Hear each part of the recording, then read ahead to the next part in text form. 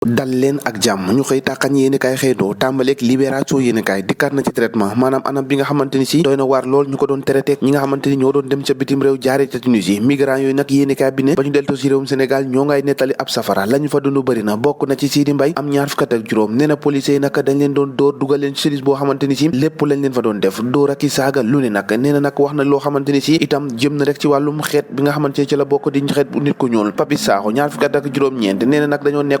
nekkoon ci garage liggéey foofee lavage fa leen ay policier fekkee ba noppi nag jàpp leen nag traité leen traitement boo xamante ni si maara day taali ku ko dégg nag taf say bakkan wala sax taf say nopp Moussa Baldé fanweeri at la am nee na policier bi la mu ko wax mu ne tu es noir tu n'as pas le droit d'être ici loolu nag mooy noir nga war moo droit nekk fii maanaam xeetu ku ñuul nag ñoom naar yi amul lu ñu leen deful nag saaga nañ leen wen nañ leen ba noppi dóor leen Abdoulaye Ba moo ngay nettali nee na 27 ans la am nee na nag dañoo nekkoon ci ab chantier ay Tunisie rek ñoo fa nekkoon ak ay Marocain waaye nag dañoo arrêté ndax ñoom na jàpp nañ ne la ñu ñuul moo tax nee na nag dañoo résister ci arrestation boobu waaye nag mayuñ leen jàmm mayuñ leen salaam mu lu mel nag moo tax ñu sonn lool yéeni kaay bi xëy na ci dikkaat immigration clandestine bi nag ci jamono ji nee na war na coboy gaa yaa ngay daj lu métti nag ca réewu naar ya ñu desandi ba tey ci yéeni kaay xëyandoo nag ak le quotidien yéeni kaay mi dikkaat ci OMVS Guinée moom daal dina xam ne rek ne moom buub na ay kaakaam te dem nee na bokkatu ndax jeune boobee moom moo ngay nager contre courant bu nit ñi di fay jëm ñi le ñoom nag nañuy fay dem ca geneen wet ga Conakry la muy dénoncé rek moo di sous représentative ci boobu les décisions maanaam nag tànnuñ ko bokk daanaka ci la nga xamante ni foofu la ñuy dogalee le haut commissariat nag la mu bëgg moo di trouver ay solution les conséquences d'une décision yéenekaay bi ne nag boo moytul ay jeexital yu am solo nag dina am ci diggante boobee nga xamante ni moo dox ci diggante OMVS nag ak réew moomu di Guinée Conakry yéenekaay bi di yor dikkaat ci wàllum politique ak parfum scandale ci assemblée nationale Guy Marius Sagna moo ngay dénoncé ñaawloo ko naqalu no contrôle jëm ci 26 milliards yi nga xamante ni tudd nañ ko fa nee na nag am na lu ci bëri loo xamante ni si warees nañ ko mën a wax te léegi waxaguñu ko li ñu war a wax Tribune yéenekaay mu ngi ñu ko yeggee nee na bokk yaakaar fi ñu toll nii moo nga bu doon gàll moo ngay kuule nee na allié yi nag ci jamono ji ku nekk yaa ngay defar say valise ngir dem ndax classe boo xamante ni boo moytul nar na am ci diggante APR ak Macky 2012 Macky nag fi ñu toll nii lañ ko tere rek moo di mu def ab erreur boo xamante ni ci tànneef ki ko war a wóotu il la antise nag maanaam di tere nelaw nag ñenn ñi moo di defeti locales yi ak législatives yi nga xamante ni si waa Benno Bokk Yaakaar am nañ ko ci élection yi nga xamante ni ca la ñu dëgmal ci politique googu nag nee na coow booy ci assemblée nationale révision constitution ak code procédure pénale ak ni ko alxames jile parrainage bi nag ak CREI daanaka boo xool nag moo nar a doon waxtaan wi ndax jamono joojee nag mbirum Khalifa Sall ak ki nga xamante ni si moo di Amri Wade nag loolu nag nee na coow booy nag ci assemblée bi ngir ñu war ko waxtaanee ci jamono joojee yéene kaay bi duñu yeggee ne responsable Pastef Birame Souleye Diop ak El Malick Ndiaye fi mu toll nii nag am nañu afiya gannaaw bañ leen téewoon ca kaso ga bàyyi nañ leen ñi nar a bàyyi kay moo di waa Benno Bokk Yaakaar Walf Quotidien front démission ak bataille rangée ci diggante responsable Benno Bokk Yaakaar nee na atmosphère boobee moom neexatul la muy xeeñ rek moo di fin de régime nag maanaam nguur buy jeex nii lay mel Abdoul Khadir Sanogo ab sociologue la mu xam mu ne Macky Sall dina daje ak opposition bi nga xamante ni si dafa farus lool maanaam dafa saf sàpp nag moom Macky Sall nataalam fës lool loxoom ba dal gémmiñ ko mu mel ni ku sëngéem Macky Sall moomee moom la enquête yéene kay xëy nag nee na Macky Sall ak nomination candidat Benno Bokk Yaakaar fi mu toll nii nag mu ngi ci sële bi yoon xamagul ban tànk la war a feccee nee naka choix boobee nag à haut risque la nag lu ne mun na cee xew ci tànneef boobee mun na jaaree foofee rek a tas li nga xamante ni si moo di coalition Benno Bokk Yaakaar waaye itam tas partem boobee di APR ni nar a tas réew mi kay moo di rapport Cour des comptes nag ci lu ñeel nag fond force Covid 19 di 1000 milliards yooyu ay révélation yu doy waar nag ci la enquête bi dal dee fësal ci 1000 milliards yooyu yéene kaay bi ne lu tolloo ko 200 personnes yoo xamante ni si déglu nañ leen ba noppi ay rapport ba ñu ko pesé toll na si 400 kilogrammes jox nañ ko procureur nag waa dik ñoo ko dal dee jox ay enquête jëm ci patrimoine ak réquisition jëm ci banque ak cabinet notaire loolu lépp nag yéene kaay bi ne ñu ngi koy càmbar connexion douteuse maanaam lëkkale bi am ci diggante DAS ak fournisseurs yi loolu yëpp yéene kaay bi ne am na lu ci ñuul kukk les délits nag de détournement ak deniers publics faux usage de faux loolu lañ leen relevé maanaam loolu lañ leen toppee ndax dina mujj fenn ñoo ko déggandoo jaa ngeen jëf ba ëllëg